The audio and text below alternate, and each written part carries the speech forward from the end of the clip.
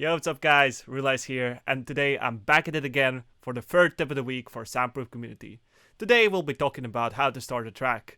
We're going to be going off a splice vocal, adding some chords, experimenting with some different ideas, and showing how you can boost your creativity, workflow, and just lay out an idea pretty quickly. So, this is the idea we're working with, and here's the vocal. Everything, you're everything.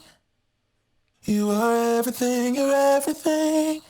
So first off, you're going to be lining up your vocal so it sounds right. We're just getting a basic vocal from Splice to get the idea flowing. Just make sure that they're lined up properly, so it sounds kind of like this. You are everything, you're everything. You are everything, you're everything. So it's very basic. We want to add some effects to it. I really like autotune, just to get it right. Some pitch formatting can work as well, like I did here. So here's how it sounds completely, right? Everything, you're everything. Gives it a nice vibe. Autotune can also be nice, like I added a really sharp autotune here. Just make sure you pick the right key, and then it should work. You are everything, you're everything. Gives that Todd Helder vibe. We're just adding a bit of reverb. I would not add like usually a reverb on the channel for vocal, but it's just for like experimentation. You are everything, you're everything. After that, just a low pass, so that the compression doesn't like really sound weird, and my triple ODT technique, as you can hear here. You are everything, you're everything. And then at the end, we're just adding a little bit of EQing just to cut out the really bad parts of the vocal that we don't want to hear. So okay, on to the creativity. I wrote down some normal chords here. This is how you would lay out the chords normally, so I'll play this for you. Everything, you're everything. You are everything, you're everything. So this is a nice start. It's nice and emotional. What we want to do is to make them a bit more interesting.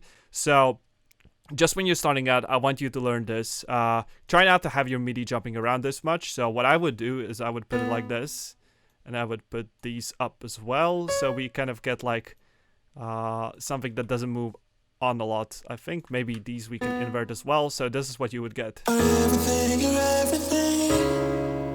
You are everything, you're everything. And this will just make sure that you know your voicings and your different instruments are gonna be way better, and they're gonna not fluctuate as much, so you're not gonna be having a lot of problems mixing. Okay, so this is the first idea I tried. It was okay. It was nothing special.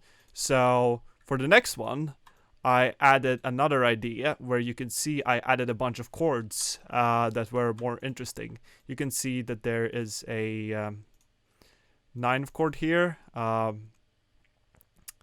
and it really, yeah, right here is a ninth chord, here's a seventh chord. Like, it really gets more interesting here. Everything, you're everything. You are everything, you're everything. And for these kind of chords, you just want to make sure you're in the normal voicing, and you kind of like experiment and feel like what brings up the vocal. So for example, I added the chords a bit earlier here, and that was to make sure that it kind of like played along nicely, and it expanded on that. Everything, you're everything. You are everything, you're everything.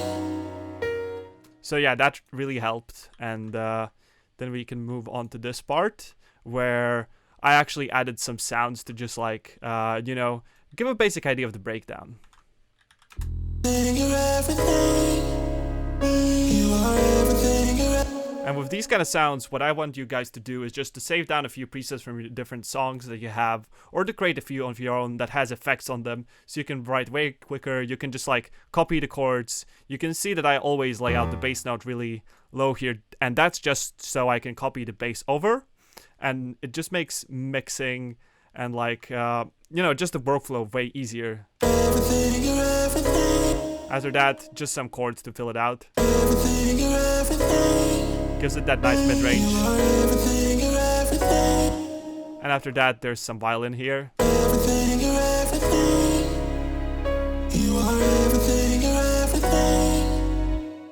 So for a second part, I wanted to experiment a little bit, and I'm going to show you how you can like build up these chords. So for these ones, it's actually just a contact like the previous one. It has a bit of a different setting, and you can see that totally dry it sounds like this.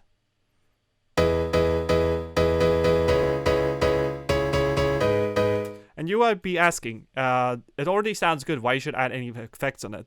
And that's because you are competing with everyone on Spotify. Everyone's having these big pianos, and you want to make sure you stack up. So we're boosting the highs by 16 dB, and you can hear what it's doing here. It's really bringing out that high end. Then I note ET just to compress it a little bit. Fat channel that we're compressing it once again. Reverb, I'm not sure what it does. We have some Soundable Focusrite plugin that's really good, and it's free, so you can go ahead and download it.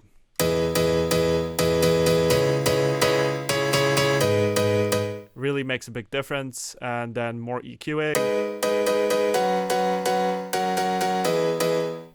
Getting more plugins on your pianos will help your pianos to stand out and sound better.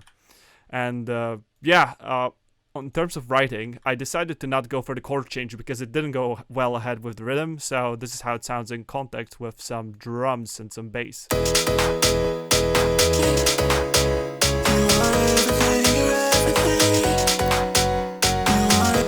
Another tip I can give you for like bass is to pitch up some of the notes so it like plays more well and nicely together. So this is how it sounds.